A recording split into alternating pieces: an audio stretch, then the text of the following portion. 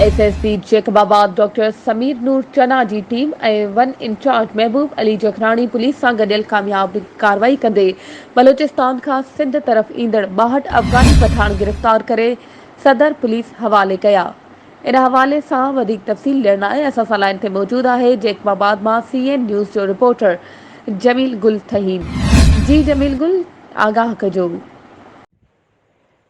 जी बिल्कुल ॿुधायां त जैकाबाद पुलिस जेका आहे त उन कार्रवाई कई आहे जंहिंमें एसएसपी जैकाबाद डॉक्टर समीर नूर चना जी टीम जंहिंमें 15 इंचार्ज महबूब अली जखरानी ऐं सदर पुलिस जेका आहे त उन्हनि गॾिजी जेका आहे त कार्रवाई कई आहे जंहिंमें बलोचिस्तान खां सिंध तरफ़ां ईंदड़ जेके आहिनि त अॻवानी पठाण जंहिंमें जेका आहे त 62 अॻवानी पठाण जेके आहिनि उन्हनि खे पुलिस जेका आहे त गिरफ़्तार करे वरितो आहे जंहिंमें जेको आहे उन्हनि खे सदर पुलिस जेको आहे त उन्हनि जे हवाले कयो वियो आहे। उन्हनि जे ख़िलाफ़ जेको आहे त केस दाख़िल करे उन्हनि खे जेको आहे त कोर्ट सगोरी में पेश कयो वियो आहे। जी महिरबानी जमील गुल तफ़सीलनि खां आगाह करण जे लाइ।